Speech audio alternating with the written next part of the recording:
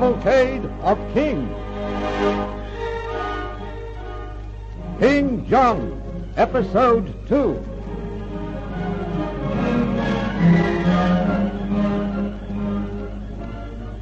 The continuation of the story of King John only brings into still bolder relief the base qualities of his character. His perfidy had broken his father's heart. His cruelty and tyranny aroused men to the heights of indignation. He had scoffed at religion and all things holy, and now he added the murder of his young nephew, Prince Arthur of Brittany, to the long list of his infamy. At the moment, we find Arthur's half-sister, Alice of Brittany, demanding retribution before the throne of Philip of France.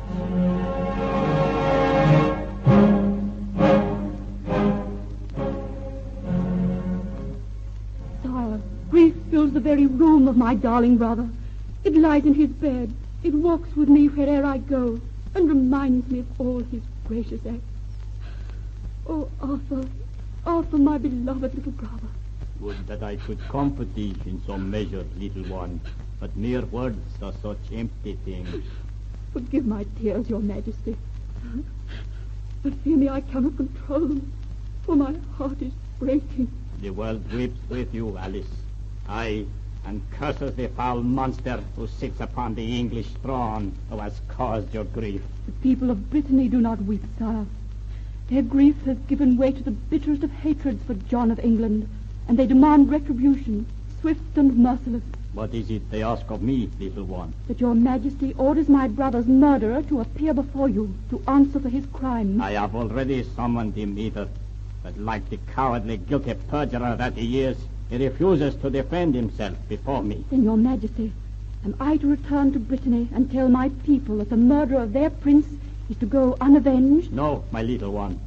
Go ye back to your people and tell them that I, Philip of France, have issued judgment upon John of England, and that he has, by reason of his atrocious crimes and tyrannous deeds, forfeited his possessions in France.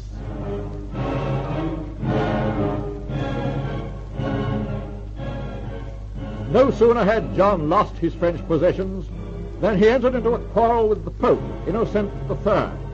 That Innocent sent Cardinal Pandolf, his envoy, to Dover, where we now find him with John.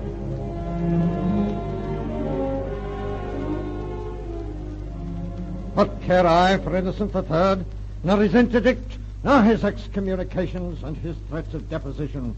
He can thrice go to the devil. Forgive in to him I will not. And you, Pandolf, can go back and tell him so. Brother of England, you blaspheme. Silence, thou meddling priest. I intend to stand firm against the Pope, and shall count his friends mine enemies. Then, by the lawful power which I have, you shall stand accursed and excommunicated, and henceforth all men shall be released from their allegiance to an heretic, and may he be thrice blessed who takes away by any means thy hateful life.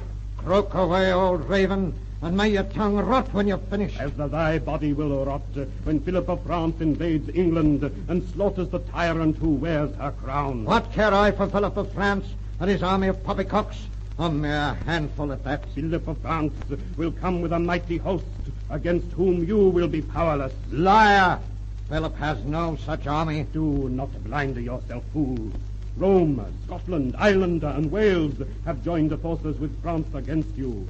Treason is rife in England, and many have sworn to follow Philip when he lands. May their souls rot in hell. What am I going to do? What am I going to do? Now they will take away my throne. I shall be imprisoned. Perhaps murdered. No, I can't bear the thought of what they'll do to me. Help me, Pandolf. You must help me, do you hear? There is only one who can prevent your fate from overtaking you. His name, quickly. He is the Holiness Innocent III.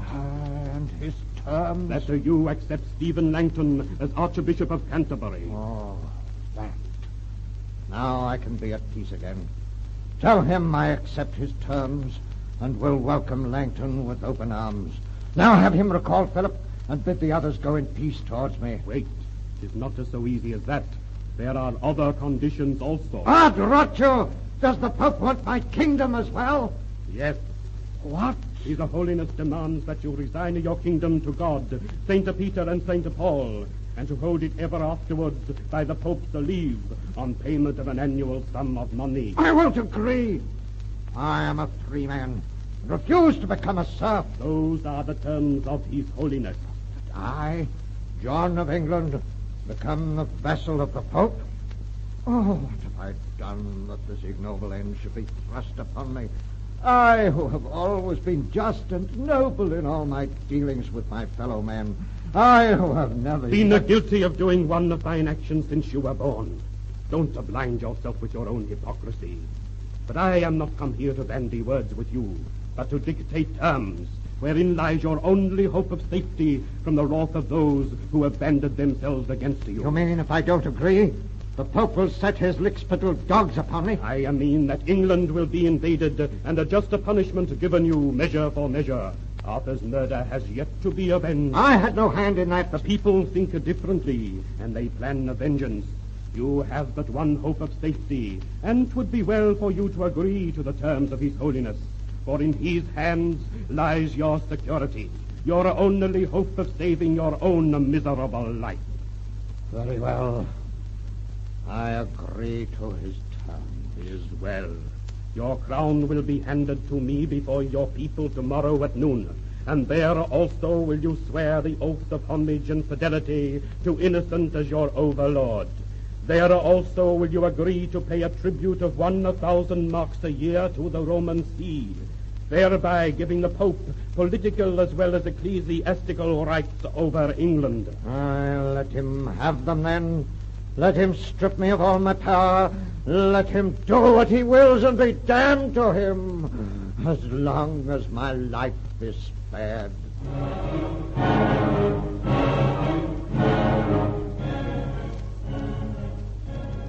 About Easter time, 1215, the army of God and the Church, with Stephen Langton, 4 great earls, and 40 barons, assembled at Stamford and marched to London. They met John at Runnymede, and on June the 15th, 1215, forced him to sign the Magna Carta, the basis of the English Constitution. It is now October 1216, and we find the Earl of Salisbury with Hubert de Burgh, who had regained the king's favour, walking in the orchard of Swinstead Abbey, where the king lay at death's door.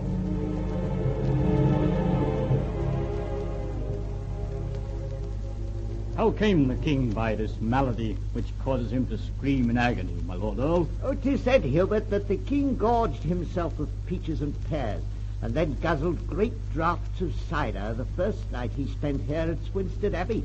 Some patriot has poisoned him, or like. It would not surprise me. Nor I. Tell me, is there truth in the rumour that the royal treasure has been lost? It is true, Hubert. Whilst crossing the dangerous quicksands of the Wash, the tide came up suddenly.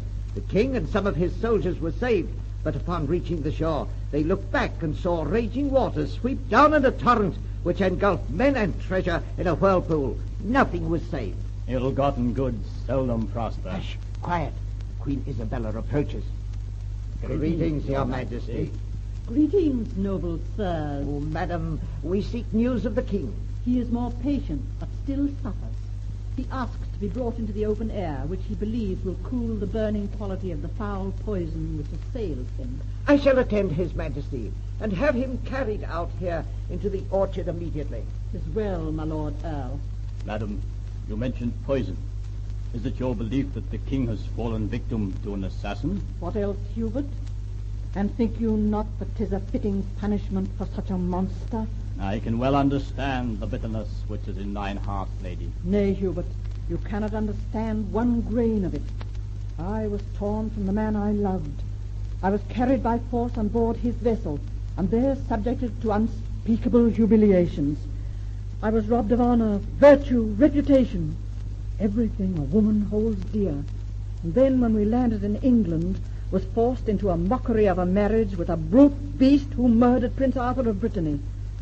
Verily, death by poisoning is a fitting end to such a loathsome monster. 'Tis said he is suffering the pangs of hell. 'Tis but a foretaste of the tortures that await him. Hush!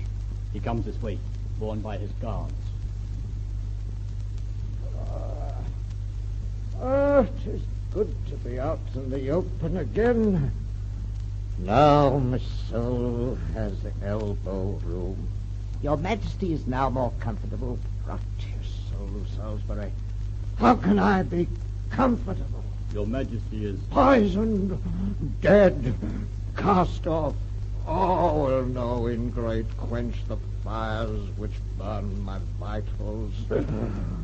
Isabella, Isabella, don't let me die alone. Don't leave me. I'm afraid. I can't face them. I can't, I tell you. Even now, I see their gibbering skulls and long, fleshless hands stretching out towards me. Isabella, Isabella, save me. I hear a voice crying out in the darkness which is engulfing me. It is the voice of Arthur. Arthur, Arthur.